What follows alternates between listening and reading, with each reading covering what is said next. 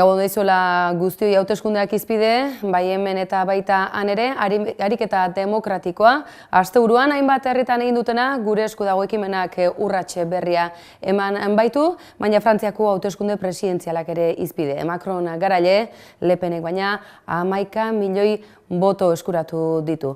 Ote dakite frantziarrek Macron bozkatzerakoan zer eman ote dioten bozka, tira horri buruz guztiaz eta beste hainbat albistetan maiatzaren 7 honetan. Hasteko eta behin, lerroburuak. Gipuzkoa, Bizkaia eta Arabako 52 herritan Euskal Herriaren etorkizunari buruz egindako galdeketetan 63.000 lagunek eman dute botoa, deituta zeudenen 125 baina gehiagok. 2014tik hona antolatutako galdeketetan dagoeneko 156.500 lagunek parte hartu dute. Angel Oiarbide gure esku dago ekimeneko ordezkariak nabarmendu du iraultza demokratikoa gertatzen ari dela. Katalunian berriz, konstituzionalari desobeditzea egotzita deklaratu du gaur Carme Forcadelek, Anasimo Kataluniako legebiltzarreko mahaiko kidearekin batera deklaratu du eta babes zabala jaso du herritarren eta baita agintarien aldetik.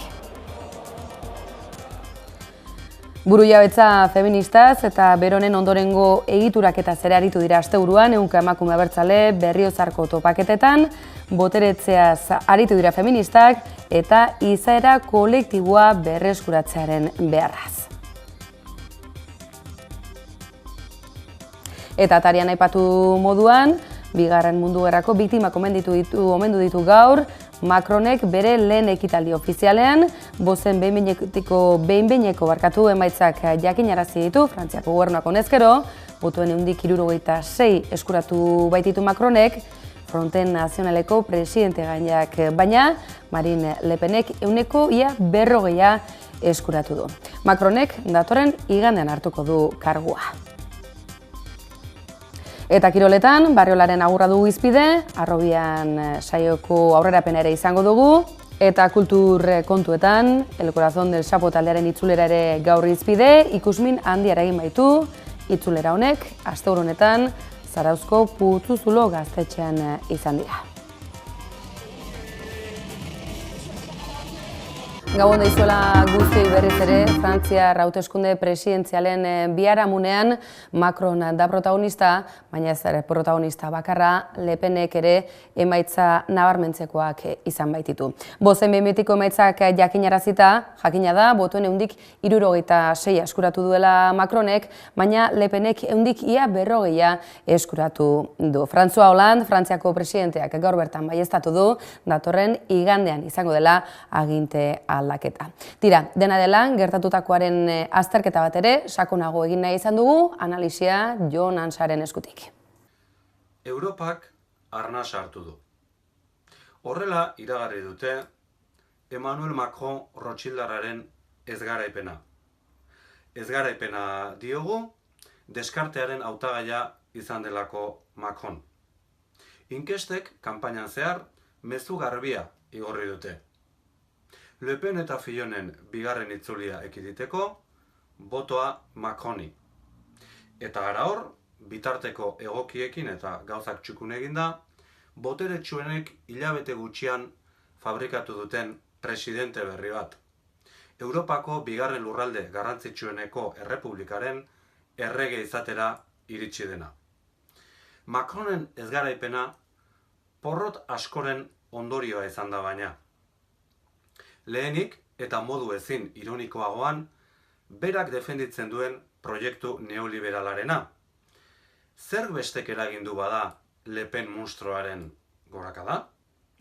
Eta patuaren ironia, munstroak berak oportunismoaren praxi gorenean eman dio Macroni irabazteko behartzuen testu ingurua.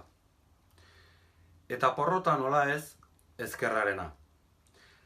Ez naiz ari Frantziako intsumituen porrotaz. Ezkerraren ezkerrak ere, azken 50 urteotako emaitza honena eskuratu baitu.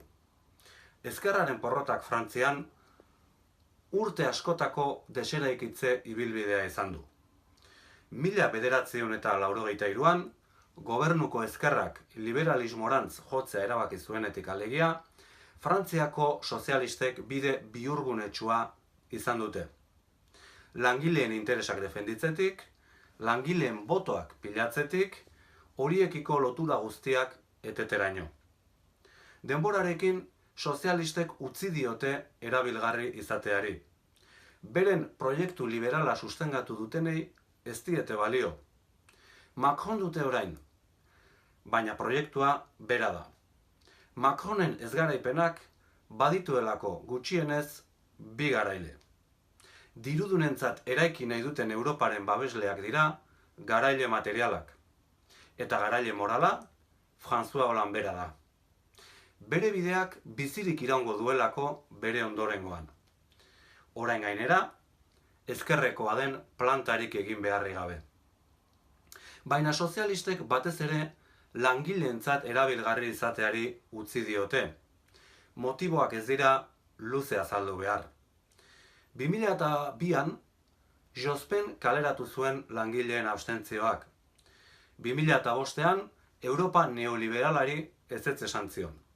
Eta 2017an, alderdi sozialistari agur esan dio. Europak arnasa hartu omen du. Beste batzuek arnas estuka ikusten dugu ordea. Gero eta arnas gutxiagorekin eta gero eta estuago. Datorren 5 urteko nahasirako bi klabe jarriko ditugu mahai gainean. Batetik, gehiengo berriak ordezkatuko duen proiektu neoliberalaren lorpenak eta galerak zein izango diren. Bigarrenik, ezkerra gai izango den beste bide bat, beste modu bat, beste esperantza bat sortzeko. Biek utseginez gero, litekeena da atzoko Macronen ezgaraipena 2022ko Le Penen garaipenaren bideko lehen eguna izatea. Boto ematearen ariketa demokratiko hori ordea Euskal Herrian albistere izan dugu asteburu honetan, atzo bertan, hainbat herritan gauzatu baitzen herri galdeketa eta tira, emaitzekin pozik gure esku dago ekimena. Izan ere, 63.000 herritarrek eman dute botoa eta galdeketetara deitutako hundik 25 direla nabarmendu genezake gainera. Gipuzkoa, Bizkaia eta Arabako 52 herritan Euskal Herriaren etorkizunaz egin diete galdera eta esan da bezala parte hartzea ehundik 25etik gorakoa izan da. 2014tik hona antolatu diren galdeketen emaitza borobilduz 156.500 lagunen parte hartzea nabarmendu genezake. Gure esku dago ekimenaren izenean, Angel Oiarbidek balorazioa baikorra egin du, iraultza demokratikoa gauzatzen ari dela, esan du gainera Oiarbidek. Zenbakik haundik die, ia 1.000 lagun baino gehiago eman dugu pauso hori, egikaritzeko pauso hori, baino ez genduke ahaztu nahiko, kualitatiboki ze suposatzen nahi den herriz herri hainbeste milaka lagun egiten nahi lan honek, ezta? Nei gustatzen zait behintzat perspektiba bat ematea guzti honi, ezta? Zertan nahi gean, ezta? Hau da, gatazkatsu ezan, arazoa zan, konfliktoa zan, arazo politikoa zan hori, herritarrak arduraz, demokrazia sakonduz, egiten egiana da transizioa, hortik erronka politiko bat izaterako transizioa egiten egia, ezta? Hau da, gai bat urruntzen ginduna topaleku bihurtzen. Gai bat, zubigintzarako baino gehiago, zubia puskatzeko, lertzeko baliozuna, herri honetan ari geana da gai hau zubigintzarako gai hartzen. Ari geana da, nire ustez, demokrazian gehiago sakondu duten gizartetan, herritan gertatzen da nahi dena, hau da, egiten nahi da, normaltasuna konkistatzen. Hau da, normala, herrietarrak hitza hartzea eta erabakitzea demokrazian gehiago sakondu duten gizartetan. Zorionez, herritarrak arduraz eta perspektiba historikokin hori da egiten ari geana, ez da? Nik usten dut, datuetan bakarrik gelditu partez, onak direla, netzako garrantzitsuena da ematen nahi gean, honi deitzen zaio iraultza bat. Eta hau da, iraultza demokratiko bat. hau da, eskemaz aldatu eta beste eszenario batera pasatzeko jauzi egitea herritarrak, ez da? Herri honetan, oinarri demokratiko bat sortzen ari gea, lehen arazo zana erronka izan dadin.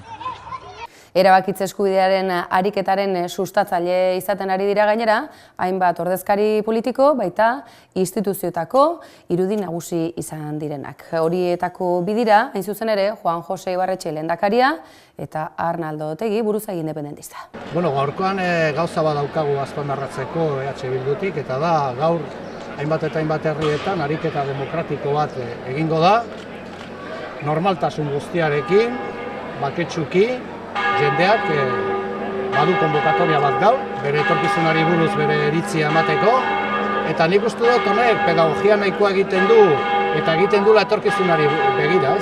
Guk uste dugu etorkizunean ere herriak behar duela erabakiak hartu, ez bakarrik independentziaren inguruan bai ero ez, baizik eta bere bizitza ekonomiko, sozial eta kulturalen inguruan ere bai.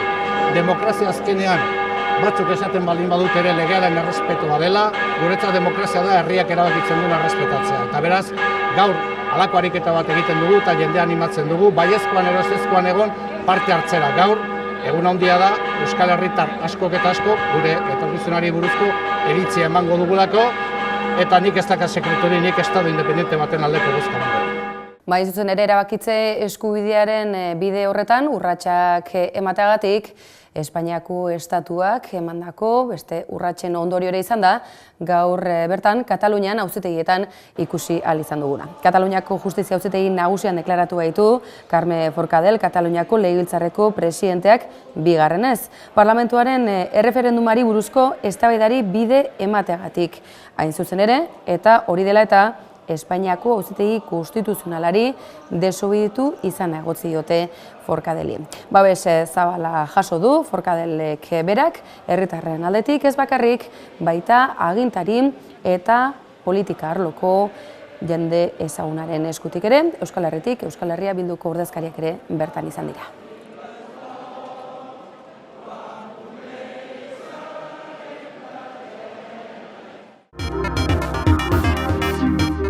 Bai, zuzen ere burujabetza prozesu baten baitan, transizio feministak gako izan behar duela, nabarmendu dute asteburu honetan, ehunka emakume abertzalek Berriozarren egindako topaketetan. Eta horren baitan, besteak beste, boteretzea ere aritu dira. Boteretzea gauzatzerako orduan, kolektibo izaera kolektibo hori berreskuratzeak duen garrantziaz. Kolektiboari buruz ari garenean, esan nahi duana da, ez dugula hitz egiten norbanakoen boteretze gehiketaz, baizik eta beste gauza batetaz. Eta uste dut, Mirenek oso ondo esan duenez, privilegioei buruz hitz egin behar dugula. Boteretze feministarako gakoak jarri zituen maigainean Marta Luxanek larun batean Berriozarren emakume abertzalen 7. topaketa feministan. Bilgune feministak bere 15. urteurrenaren baitan antolatutako ekitaldian, boteretzeko eta erabaki politikoetan eragiteko estrategiak aztertu zituzten. Euskal Herriaren trantsizio feminista iparrorratz hartuta. Mahai ingurua baino batzar itxura hartu zuen goizeko solasaldiak, 15 lagunek hartu baitzuten hitza, nork bere esparrutik, bere ikuspuntutik. Izpide izan zituzten mugimenduak kalean indarra ez ezik antolakuntzan ere giharra izan dezan dituen erronkak, adituen edo izena bizenen kultura gainditu eta kolektiboak ahotsa berreskuratzeko beharra edo euskal feminismoaren imaginarioa. Antikolonialismoa eta emakume migratzaile inposatzen diegun muturreko prekarietatea salatu zituzten, eta bestelako militantzia eredua aldarrikatu zuten. Emakumeok ditugun zauri eta orbanak osatzen lagundu eta kideen bizi prozesuak aintzat hartuko dituena.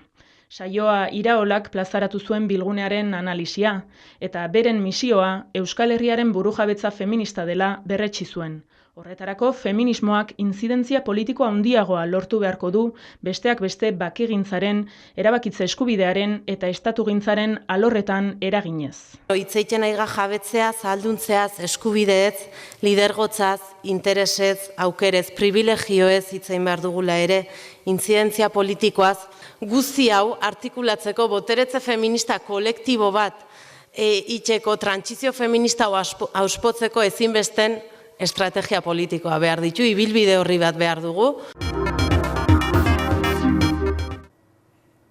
Eta Iruñean udalak jaien jasangarritasunean urratsa eman nahi izan du, maiatzaren 10ean egingo diren jardunaldiak aurkeztu baitituzte gaur Iruñeako udalean bertan, besteak beste, edalontzien berrerabiltzean egin nahi dute indar aurtengoan. Iruñeko udalak jardunaldi batzuk antolatu ditu jai giroan erabilera bakarreko edalontzia deuseztatze aldera. Hiri ekologiako eta mugikortasun jasangarriko zinegotzi ordezkari Armando Kuenkak eta alorreko zuzendari Camino Jasok jardunaldiaren edukiak aurkeztu dituzte gaur goizean. Aurkeztu nahi dugu maiatzaren 10ean ospatuko dugun jaunardiak. Jaunaldiaren lema izanen da edalontzi berribilgarria jai jasangarrien bidean. Horretarako egingo dugu jaunaldi teknika bat, teknikaki baino konbidatu nahi dugu ere kolektibo guztiai edo interesatuta dauden pertsona guztiari.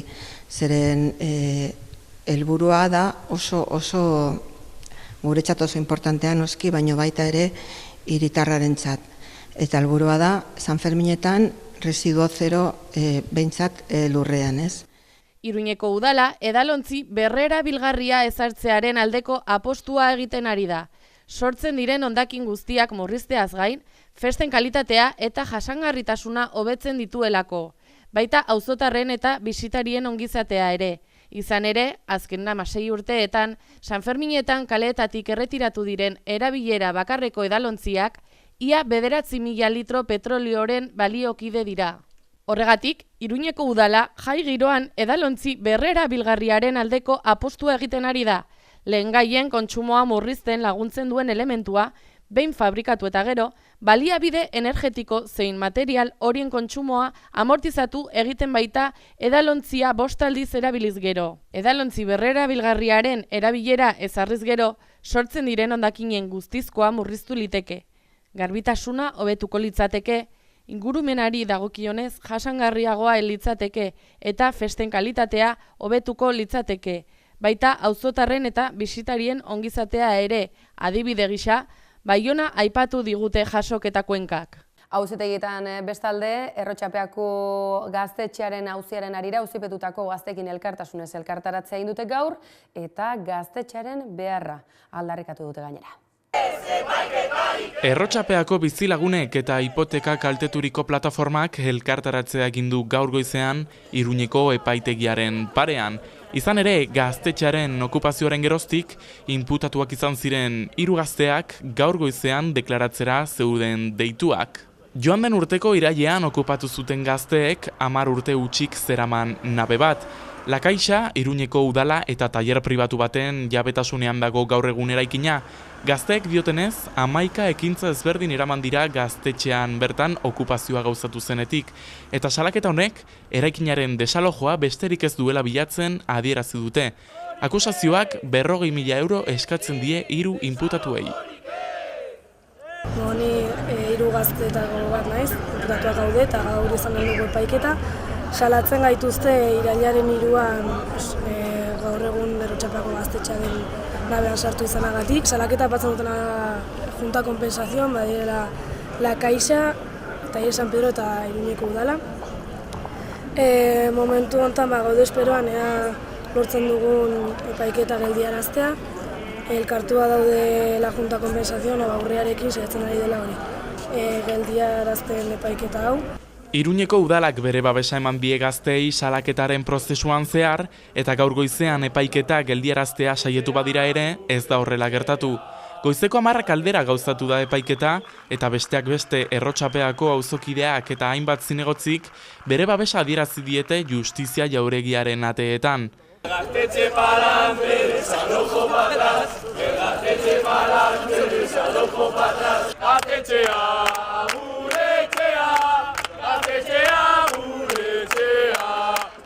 Ordu bete geroago atera da Josea Baurrea Iruñeko zinegotzia lehenik eta ostean inputatuak zeuden 3 gazteak.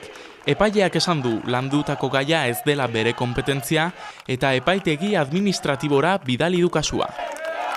Epaiketa bertan bera utzi da, epaileak eranduelako ez dela gai zibila, baizik eta administratiboa, orduan. Eramaten gaitu epaitegi administratibora, orduan. Epaileak hori errandu Junta Kompensazion badelako entitate publiko bat. Junta Kompensazion osatzen dute La Caixa, Iruñeko udalak eta Talleres San Pedro, eta ez da publikoa udaletxea dagoelako, baizik eta bereiek bere momentuan errantzutelako bereiek entitate publikoa zirela. Epaiketa bertan bera utzi da eta abertzen aurrera. Gure papera izan da, orain arte saiatzea behin eta berriro Caixarekin horrelako akordio bat izatera, gero sorpresa hartu dugu pixkat epaiketan bertan, zen epaileak erabaki du bidea, hartutako bidea, zibilea, ez zela zuzena, eta eraman behar dute kasua beste zera, kontentzioso administratibora, orduan bertan berak gelditu da guztia. Importantera nire ustetan, irekitzen dela beste tarte handi bat bi helburuentzako, bata saiatzeko berriz ere negoziazio bat egitea Caixarekin, baina baita ere eta paraleloki hor egitea elkarrizketa sakon bat auzoko gazteekin eta auzokidekin. Epailearen erabakiak desalojoaren atzerapena suposatzen du eta Iruñeko udalak adierazi duenez, negoziaketetan jarraituko dute gazteek bere proiektua aurrera eraman ahal izateko. Gaztetxea, urretxea, gaztetxea, urretxea. Auzitegietan bestalde, Errotxapeako gaztetxearen auziaren arira auzipetutako gaztekin elkartasunez elkartaratzea egin dute gaur eta gaztetxearen beharra aldarrikatu dute gainera. Eta Madrilgo auzitegietan, Antxon Troitiño espetxeratzeko agindua eman du epaileak. Troitiño ostiralean espainaratu zuten erresuma batutik, eta Jose de la Mata Espainiako Auzitegi Nazionaleko epailearen aurretik igaro ostean espetxera bidali dute. Epaileak jakinarazi dio erakunde terroristako kide izatea egozten diola, horregatik dagoela auzipetuta, eta epaitu bitartean espetxera bidali du Troitiño. Gogora dezagun, Londres egindako asilo eskaerari buruz erantzunik ez duela oraindik ere Troitiñok eta hala eta guztiz ere espainaratu egin dutela. 2011an 24 urteko zigorra beteta parot doktrina atarteko 2017 arte preso sartu behartzela agindu zuen Espainiak, Estrasburgoko auzitegiak bota zuen atzera doktrina hura eta Troitiñori berriro ere etan sartzea egotzi zion orduan auzitegi nazionalak eta hortik etorri da espainaratzea. Madrilgo Kongresuan bestalde preso gaixoak aske uzteko mozioa eztabaidatuko dute, Euskal Herria Bilduk bertara eraman da.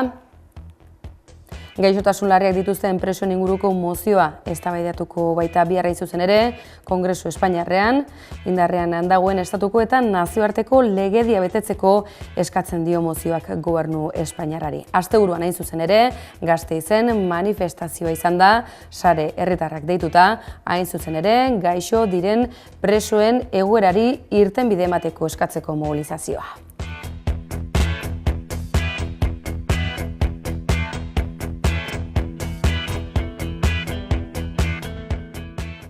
Auzitegietan bestalde, Errotxapeako gaztetxearen auziaren arira auzipetutako gaztekin elkartasunez elkartaratzea egin dute gaur eta gaztetxearen beharra aldarrikatu dute gainera.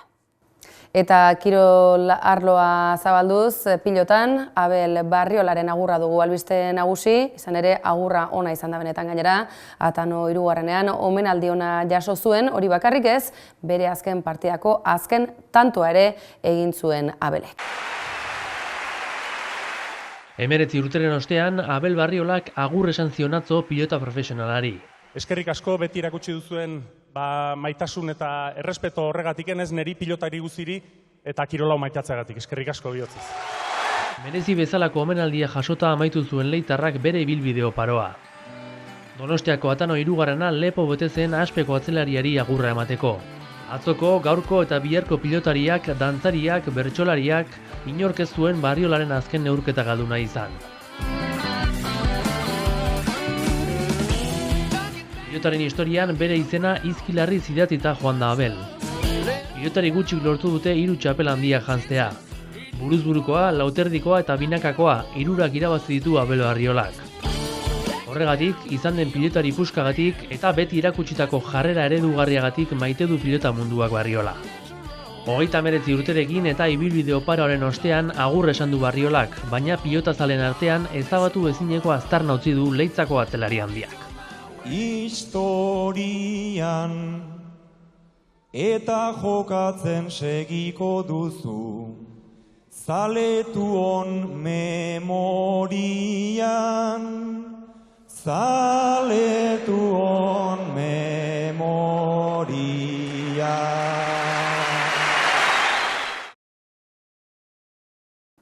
Futbol kontuetan, agurrare albiste, Gorka Iraizozena kasu honetan, horri buruz eta euskal talden erronkei buruz arituko dira segidan, Harrobian saioan.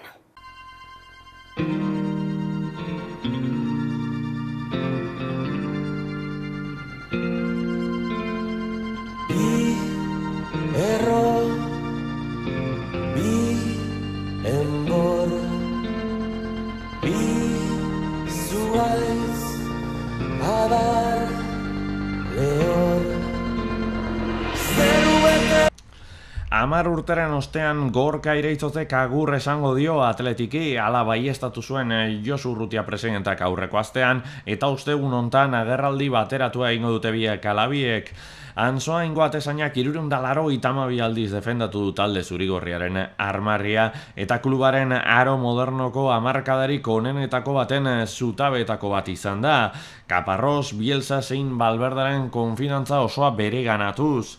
Unezaiak igaro arren, Zubizarretaren irteraz geroztik Atletiken atezainen inguruan egondako eztabaida etengabeari amaiera eman dio nafarrak. Schalke, Lisboako Sporting edo Napoliren aurkako kanporaketetan erabakigarri izanik, baita ere Bartzelonaren aurka irabazitako Superkopan ere. Iraola eta Gurpegiren ondoren orain Iraizozen agurra iritsi da, aldagelako erreferente nagusienetakoa da, eta ondare handia utzi du taldekiden artean. Bere erreleboa Kepa Arrizabala hartu du, eta Lehoien ATPa ondo zainduta egongo da aurrerantzean ere. Litekena da Iraizozek jokatzen jarraitzea, eskaintzak izango ditu, besteak beste, Espainol eta Levanteren izenak entzun diraia da.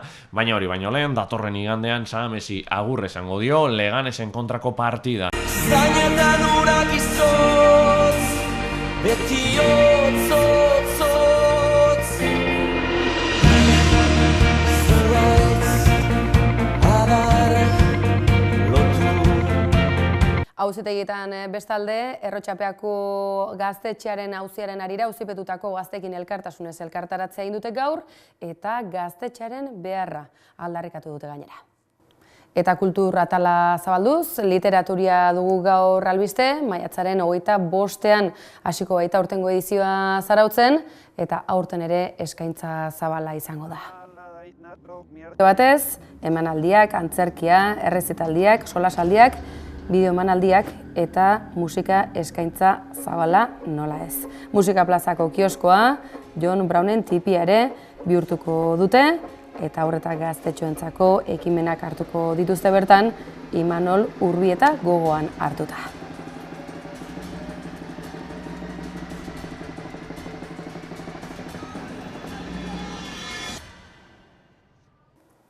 Eta Oiartzunen, Alaitz eta Maider ikusi ditugu, Oholtza gainean, aspaldiko partez, Esnebeltzako lagunekin batera. Oiartzungo, Haurtzaro ikastolaren 50. urteurrenaren harira izan da hori. Jendetza gerturatu da bertara, Alaitz eta Maider bakarrik ez, esan da bezala, Esnebeltzako lagunak ere eurekin izan dira, baita Kepa Junkera ere eta Gozategi taldea.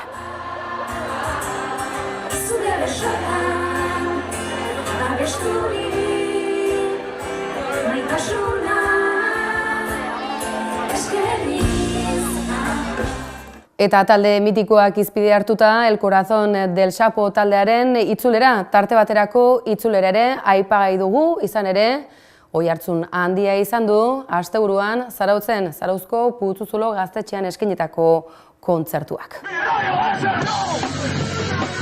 Badira 17 urte, Apoaren bihotza pausatu zenetik, El Corazón del Sapo talde aragoitarra esan da bezala, tarte baterako itzuli da izan ere, 2000 urteko La Casa Magnetica diskoa publikatu ostetik, hainbat urtez, Oholtza gainean ez baitira izan, erretiroari behintzat etena egin diote eta 3 kontzertu iragarri dituzte, Zarautzen, Zaragozan eta Lakuntzan atortxu roken. Hala eta guztiz ere, Zarauzko kontzertua egin aurretik, sorpresaz jo dituzte, beste emanaldi bi eta Zaragotzako Kike Mur zentro sozial okupatuan izan da, hain zuzen ere, Kike Mur bera gogoan hartu nahi izan dute, intsumiso garaietan presoen egoera zein izan zen gogoan ekarriz, eta bere heriotza tarteko berari egindako omenaldia eginez.